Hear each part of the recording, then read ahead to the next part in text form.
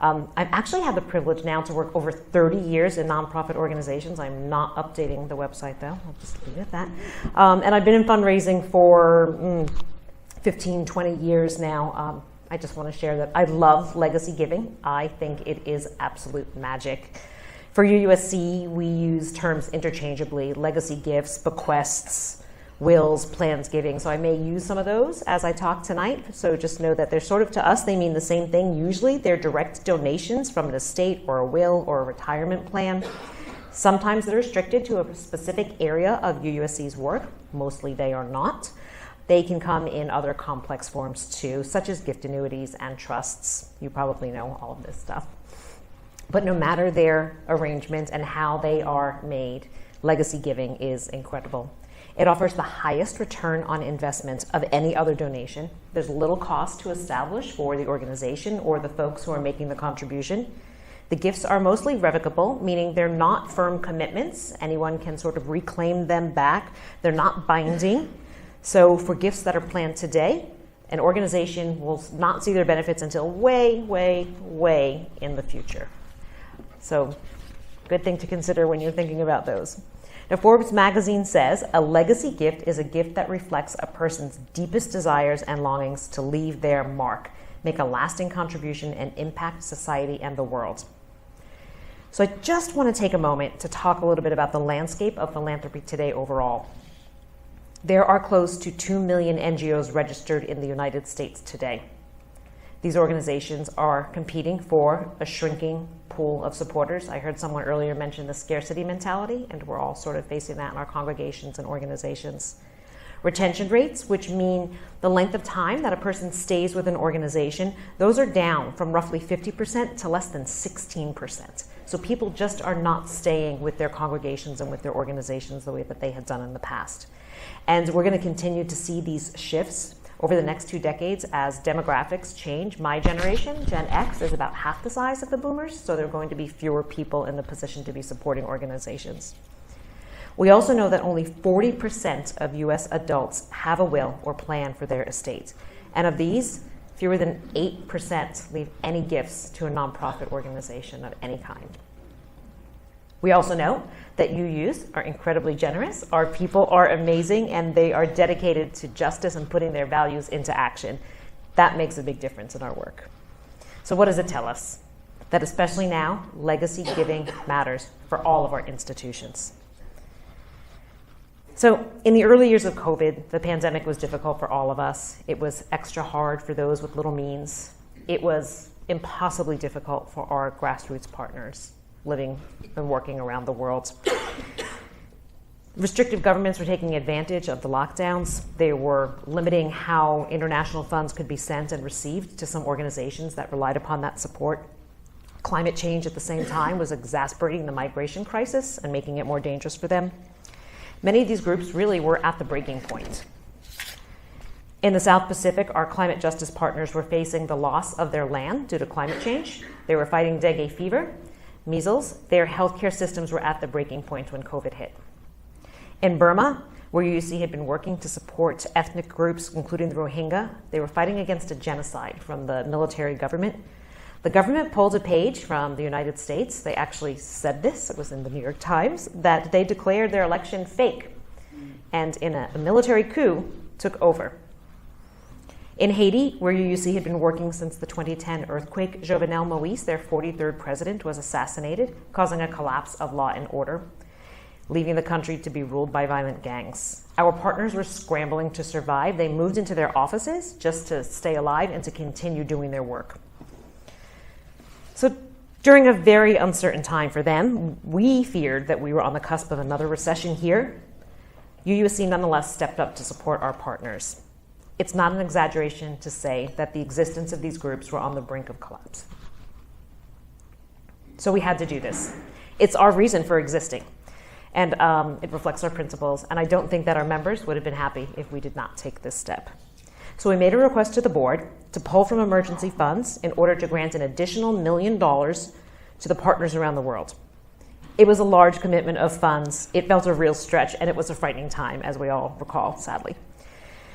Since then, UUSC made a commitment to continue this level of support for our partners. We're committing to do more. We're fortunate to be in a position to do so. But while resources are finite, there was no question it was the right move. In comes a man named Jerry Denning Bush and the wonder of legacy giving. Jerry is a UU from Wichita, Kansas. He was born in 1932. I have never been to Wichita. I have never met Mr. Bush. Neither I nor any of my colleagues ever spoke with him. Sadly, we know very little about him. Jerry first supported UUSC in 2014 at the age of 82 when he responded to a mailing designed to engage folks who have never supported us before. He made a second donation a couple of years later, and that was it. We knew nothing of his interest in our work, what his favorite programs were, what he did in his life besides support UUSC, his other interests. Jerry passed away on Friday, September 3rd, 2021, at the age of 89. By all accounts, from what we have since learned, he had a nice life. He was a good man, beloved by his congregation. He also did something amazing, because in his lifetime, Jerry created a legacy gift for UUSC of almost $2 million. We learned of this gift only after his passing. I am very, very sorry that I never knew him. I was never able to thank him, tell him how grateful we are and our partners are for this transformational change that he was able to make. Jerry Denning Bush was a visionary. He understood the power of legacy giving, and he lived deeply into his values to ensure a brighter future for those that we at the Service Committee serve. I'm so humbled by people like Jerry, and I'm humbled by all of you here too. You're visionaries. Jerry's gift was a boon to UUSC partners. He helped them stay stable and alive, and today I'm glad to say they're strong and they're doing the work that they were meant to be doing. And I will be sharing more of their stories tomorrow, so I hope you join us in the morning. Did you know that legacy gifts are one of the primary core sources of resources for nonprofits? In 2021, charitable bequests in the United States totaled more than $45 billion. That's with a B. These gifts empower us to reach our goals, provide support where it's most urgently needed. The contributions are entrusted to us with the utmost generosity and affection, and each one comes with its own unique story. I know conversations about legacy giving can sometimes feel awkward. I've heard lots of things. It's morbid. It's creepy. It's ghoulish. I get it. We don't want to talk about it. We don't want to discuss issues around our mortality. Let's face it, money and death do not make for polite conversation. And frankly, planning our estates can be tedious. We go about this in this clinical, detached way. We think about certified gift annuities, pooled income funds, charitable remainder trusts. It feels as if we need to be certified financial planners in order to do anything. Legacy giving can be confusing at best and at its worst a bit depressing. But it offers us an opportunity. We have the power to change that story and make something incredible. This is about the future. It doesn't have to be complicated. We have help. Thank you, Liz. So there are resources to make it simple. It can always be, it should be rewarding and joyful. Legacy giving is an act of love. I really believe this to be true. I remember this and it keeps me humble. One of the great things about legacy giving, and to me about all philanthropy, is that the work is so relational. It calls on us to be better, to stay connected, not for the money alone. I know that that is very important to all of our organizations, but it's a tool. Giving in all of its forms is a value statement. That's why evenings such as this and being in community are so important.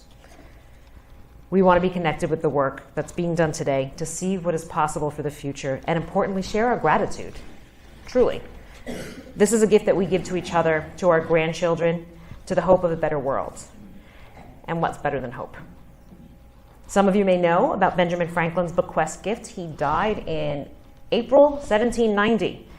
The year before he passed, he left the cities of Baltimore and Philadelphia $2,000 each with the request that they not be distributed until 200 years after his death.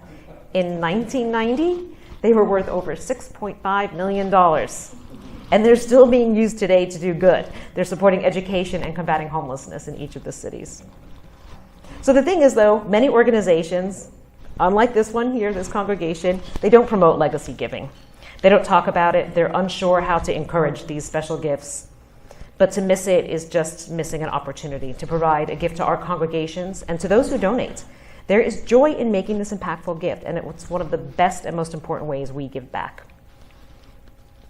So some of you may know, as Mary mentioned, the Legacy Challenge that we had done several years ago.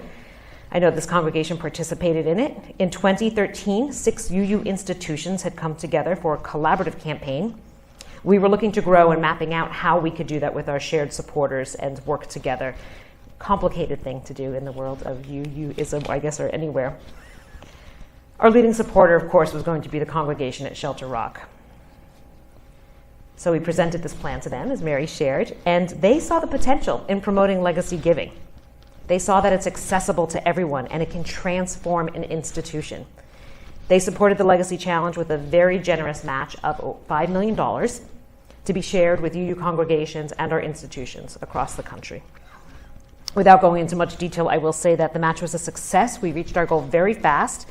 And thank you, Mary and David, for being such strong supporters for your contributions to the Legacy Challenge, to this congregation, to our organization as well.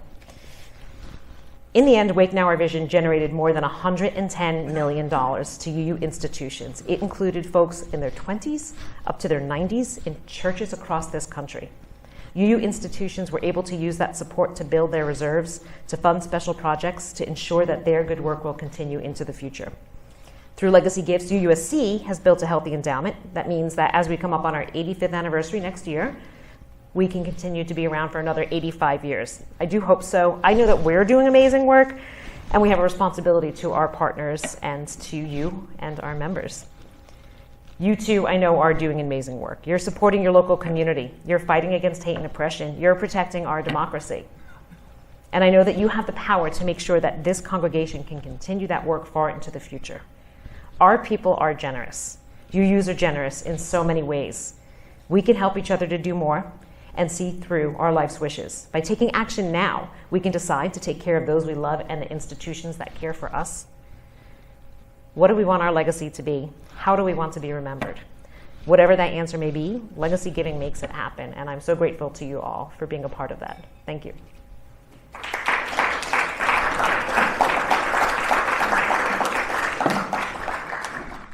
So sorry for repeating some of this. And again, if I don't have, because it's sort of lore among our congregations. So if you hear other things about it, let me know. So Caroline Veach was a neighbor to the UU congregation at Shelter Rock. She was not a UU, she was not a member of the congregation, but the minister there was very kind to her.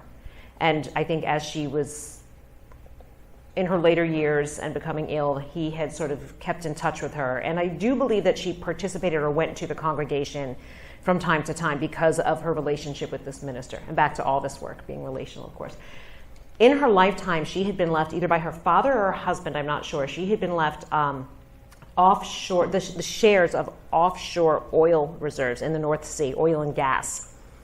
And upon her death in the 60s, I believe, she had left these to the UU congregation at Shelter Rock. They didn't even really know what they were. They had sort of held on to them for a while. I don't know what the impetus was, David, of that, at what point that sort of switched, but it's somehow they started receiving royalties from it.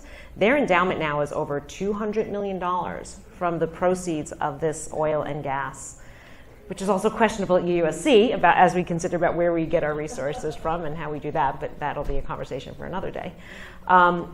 So they were able to build this endowment, and they named it the Caroline Veach Fund, and they support not just UU institutions, but many UU institutions. And they are UUSC's single largest supporter. They support about 10% of our budget.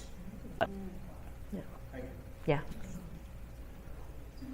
Yeah, Liz. Do you know how much the Wake Now Our Vision gave out to congregations in the matching gifts? So the match was $5 million. Less, it was $450,000 because we used some of that for staff and expenses. And publications and materials and all that sort of thing, and traveling and such. So the cash match was $4.5 million. $110 million was raised through planned gifts. For UUSC, our share of that was about $18 million. So, and again, we don't expect to see these until far, far off in the future. But it really did change things. I think, I hope, at least my hope in bringing this to these groups was that it would make the conversation easier. I think for our church, it was back down to $2 million in pledges. Yeah, and in gifts, wow. And then there was the cash match. The cash was capped at a $100,000 gift so that it didn't expend. Otherwise, we would have only been able to raise $50 million in bequests, and we wanted to do more than that. So I hear this very often. I was recently a gentleman had called one of my colleagues and said he wanted some information on how to make a bequest and leave something in his will for UUSC. And my colleague was talking to him and said, well, what areas of work do you like, and how did you hear about this? And he said, I don't know anything about what you do, but you have a good reputation in the pews. And I was like, okay, well, that matters too. You know, that's also important. And thank you. Yeah. Anybody else? I could ask a question. Yeah, sure. So I know a lot of people are really hesitant to tell, like, UUSC or any other nonprofit when they make a gift in their will or as a beneficiary of their retirement plan. I know you mentioned this a little bit, but could you talk a little bit more about the reasons why people, maybe why you would want them to make you aware, but also I think what people are really concerned about are maybe that they're going to start getting solicited for more gifts, or I don't know, different things. Whatever you've heard that people might be concerned about, what your response is. Right. A lot of organizations do keep these sorts of things separate. So I can't answer for a lot of other organizations. Places that I have worked before don't really sort of, we treat folks differently. You may be contributing through the mail, so you will continue to get letters asking for support, but if you have only a bequest gift, we would sort of keep that relationship limited to the bequest newsletters and those sorts of things, because we know people don't want to be inundated with mail and calls and requests. We also don't do telemarketing anymore. We've got a firm no on that from our members, so stop. So knowing about a legacy gift is really important to us. Again, one, I will always go back. My way of working with our congregations and members is based on relationship. It is the number one thing for anyone, for all of you who do fundraising too. It is point number one of successful outreach to our folks. So if we don't know about it, we can't build a relationship, we can't stay connected. Gifts are revocable, so they could make changes if they don't know what's going on. If I don't know about a contribution or a pledge, I can't update and inform them. Jerry Bush was probably receiving some updates because he was probably getting them through the mail, but he wasn't getting the more fulsome updates that he would get for one of our Flaming Chalice members, is what we call our Legacy Giving Society at UUSC. So it's helpful to know about that. It's, of course, helpful for planning. It tells us how much of a chance we can take. Right now, UUSC, because we have this endowment that was built primarily through estate gifts that allowed us to buy a building that we sold and earned money on, and more estate gifts that allowed us to buy another building, and now we have this endowment. Through this sort of cycle of legacy giving that kicked us off that way. And we're saying we need to start spending this endowment now. It will last us for a couple of years to spend more money, but what do we do next? It's helpful to know how much of a chance we can take by thinking about what that sort of trajectory is of legacy giving. So it really does all matter. And again, really just to keep people updated on what we're doing.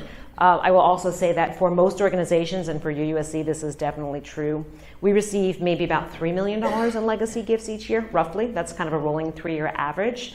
Of those gifts that we receive, we knew about 25% of them. So 75% of every legacy gift that comes into us in any given year, I never knew anything about these folks.